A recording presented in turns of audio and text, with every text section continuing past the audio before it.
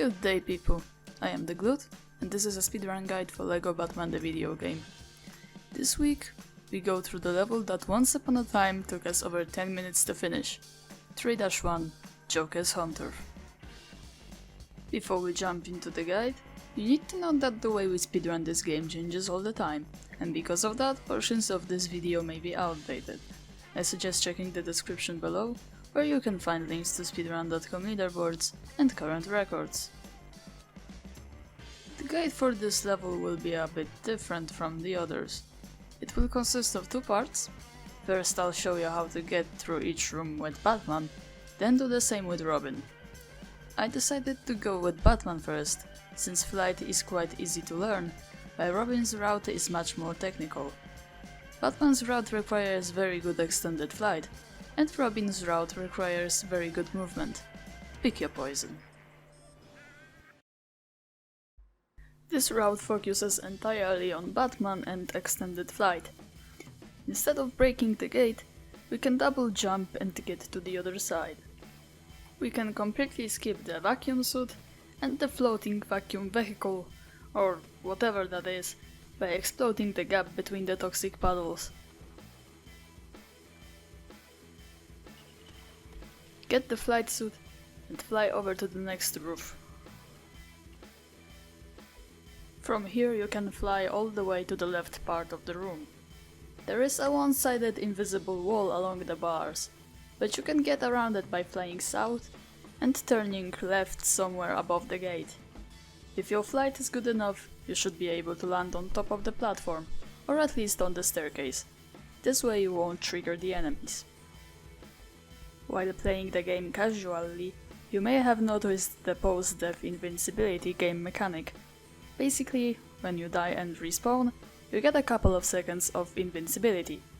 You can exploit this mechanic and the gaps between the puddles to build both sets of gears.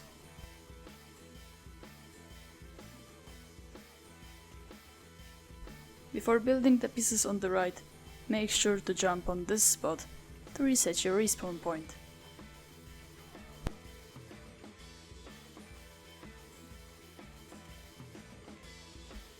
After you respawn, you should be able to pull both levers without Robin.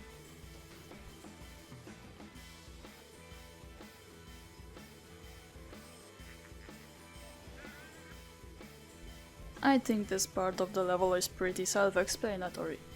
If your flight is good enough, you don't need to worry much about this room.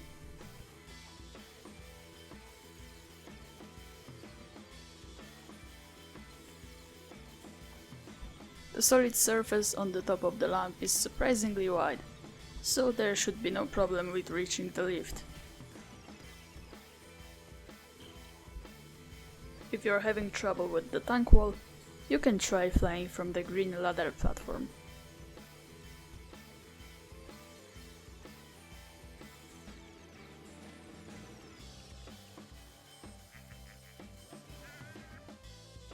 You can easily fly over the gap that would normally require Robin's magnet suit. The next flight is a bit tricky. It's very easy to mess up, and the goons will try really hard to stop you from reaching the platform. It gets much easier and consistent with practice, however. If no matter what you do you cannot jump on top of the cane, make sure you have V-Sync turned on.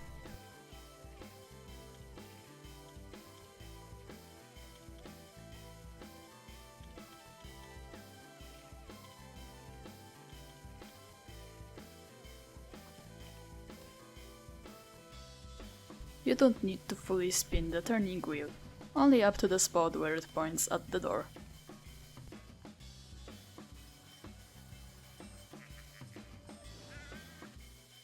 It took us way too long to figure that out, but you can batarang the chains holding the ramp.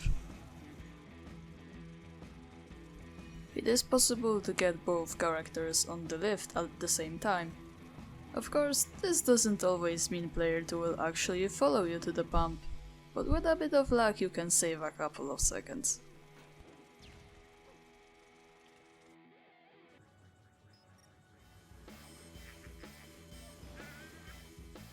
We start off by wall jumping our way out of bounds with Robin.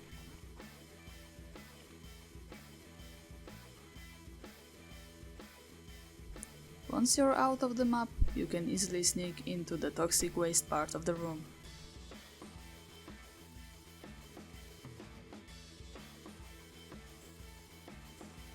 Unfortunately, you'll have to deal with the goons.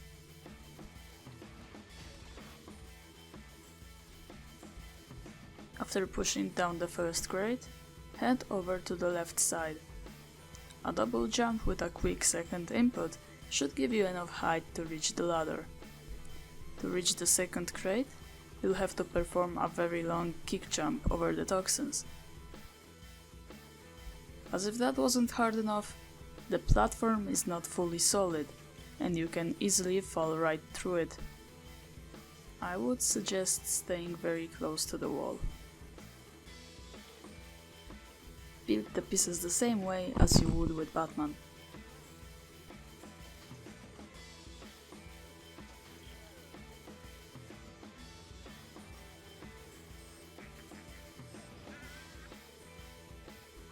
To get around the first obstacle, you can either literally jump around it, use the solid top of the small cane to jump to the bar,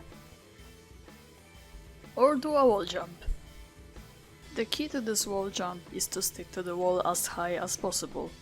If you stick too low, you'll fall into the toxic waste.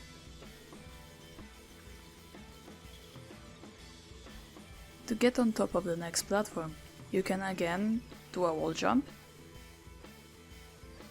or get inside the tank and do this double jump. You can reach the bars by performing a kick jump with the late second input. This wall jump requires some momentum, so remember to run before you jump. Upon reaching the top of the lamp, hold up, otherwise you'll end up either falling down or doing a backflip upon pressing the jump button again.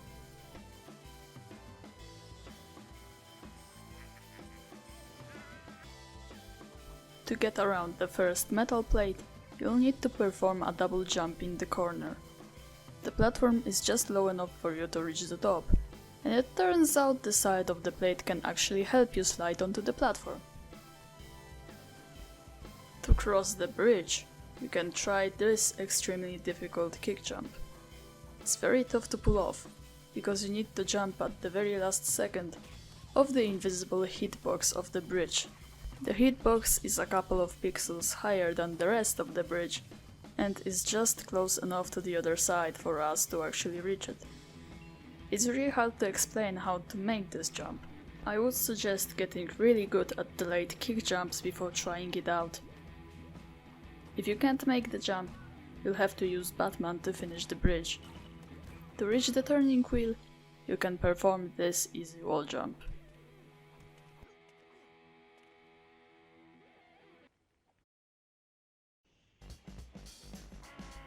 With both routes having little to no room for mistakes, I encourage you to try out both and see which one is easier and more consistent for you. I myself usually go through room 1 with Batman, room 2 with Robin, and switch back to Batman for room 3, simply because I hate the room 2 flights.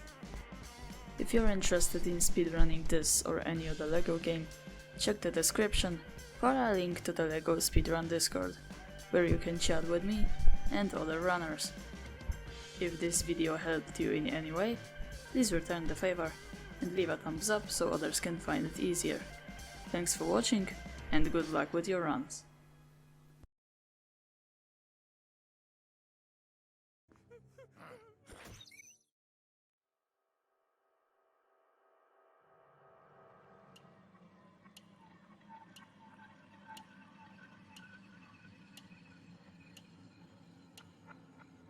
More tea, Batman?